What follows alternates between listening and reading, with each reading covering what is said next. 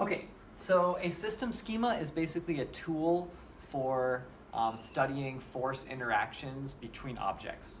So what it will look like eventually will be like a list of objects and then lines connecting those objects showing the forces between them. But we'll kind of get to that in a second. So the main reason behind creating system schemas are, well, first of all, they force us to recognize forces as interactions. Because forces don't just come out of nowhere and act on an object. Forces always act between two objects. Another good reason they're useful is because they help us identify objects which might be relevant to a problem that we didn't think of otherwise. They also help us identify which forces are action-reaction pairs. And this will be useful when we start to create free body diagrams. Often it's good to draw a system schema first and then use that to create free body diagrams of all of the objects in your system. How? Okay, basically to create a system schema, you just write down the relevant objects in the system and put circles around them.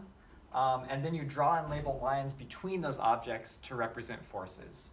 So I think the best way to really explain this is by doing an example.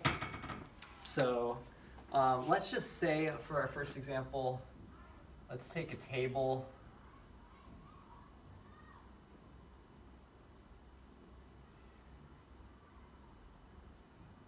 And let's say there's a block of mass m just sitting on the table. Let me make sure that's big enough in the camera. Oh yeah. Okay, so we want to draw a system schema that best describes this system here. We're mostly concerned with the block, let's say. Eventually we're going to want to create a free body diagram with the block. So in our system, well, we've got this mass, first off.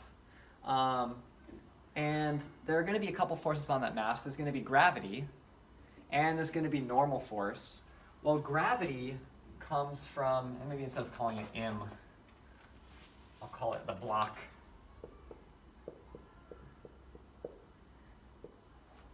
Well, there's going to be gravity, and gravity is coming from the Earth. So we could do something like this, and we connect those, and we would say like Fg. Because gravitational force is a force interaction between the block and the Earth. But there's also a normal force pushing up on the block from the table. So we would create another object that says table, connect those, and then write something like in to represent normal force, or F subscript in, something like that. So we've created a system schema. It's done. Now, if we want to understand the forces on the block, well, we know that there are two forces. There's gravitational force and there's normal force. So our free body diagram for the block would now look like this. Fg and N, and they would be equal in magnitude. And if we wanted to be real specific with our free body diagram, we could say something like this. This is like Fg, table to block. And this normal force is from the, oh wait, no, Fg is Earth to block, right? So from the Earth on the block. The normal force is from the table on the block. Right, this is a free body diagram of the block. Right, so remember, when we're doing free body diagrams, we only draw the forces acting on an object. So these are both forces on the block. Now let's take a more complicated example. Let's say there's another block. Maybe I'll make this one blue on top of this block. So let's say this block is, I'll just keep it, maybe I'll call it block number 1. And then on top of it, let's put a block number 2. Something like this.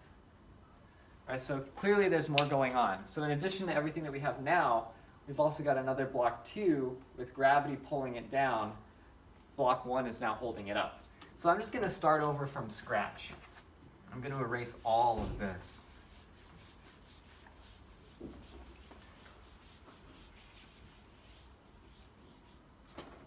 So I guess actually before we go any further, something that we could, never mind. let's just think of these separately. So we've got two blocks. We've got the table, we've got the earth. Let's start with block 2.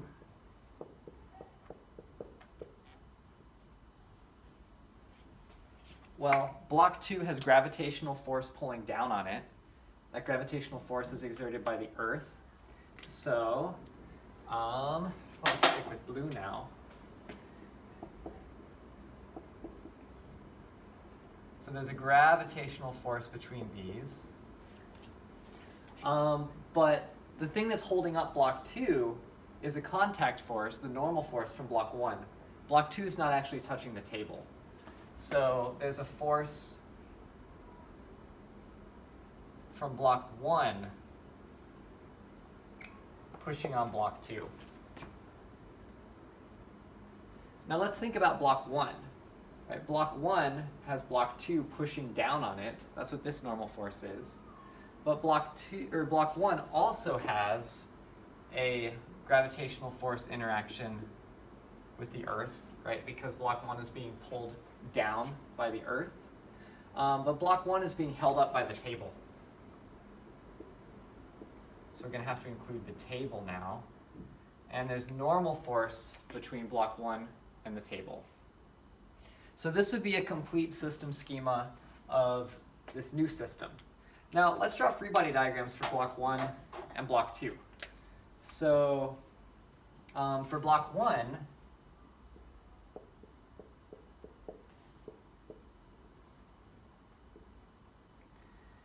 we know the force is acting on it by just all of the forces that we have here.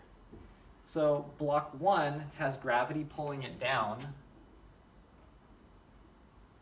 Maybe I'll label this as m of block 1 times g. And there's also a normal force on block 1 from the table pushing up. So I'll call that, maybe I'll call it n from table to block 1. And there's also a downward force because block 2 is pushing down on block 1. Right? We've got 3 forces on block 1. There's a normal force up from the table and a normal force down from block 2. So we've got a downward normal force from block 2 on block 1. Something like that. Right? And if this thing is at rest, as it would be, the sum of these should equal that. It doesn't quite look like that in my diagram, but it's pretty close. Okay, so for block 2,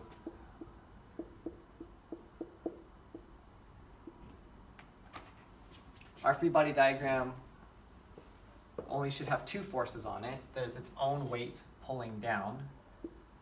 Right, so this would be calculated by doing m2g. I didn't label it as such, but that's a force from the earth pulling down on block 2. That's this one. And there's also an upward normal force from the table pushing up on block 2. So there's a normal force from the table on block 2. Oh wait, not from the table. I'm wrong. That's from block 1. Oh no. There's an upward normal force from block 1 on block 2. Now, based on our system schema, we know that this force and this force should be equal to each other because that's a Newton's third law action-reaction pair, right? The force from block 2 on block 1, that's this, should equal the force from block 1 on block 2. So that's how system schema can kind of be used to help identify which forces to draw on a free body diagram and also which forces will be equal to each other on different free body diagrams of objects within the system. Now notice I didn't bother to consider all of the forces acting on the table or all the forces acting on the earth, right? Because there's more acting on the table, right? There's like the ground pushing a normal force up on the table, but I just sort of knew that these were the 2 objects that I wanted to draw free body diagrams of later. So I just made sure to include all the forces on those objects and what they're coming from. Right? Similarly, I didn't try to include all the forces on the earth because we're not trying to draw a free body diagram of the whole Earth. The portion of the system that we care about in this situation is really here. Right? Those are the objects that we drew free body diagrams of. These are essentially like outside objects from this system. All right, cool.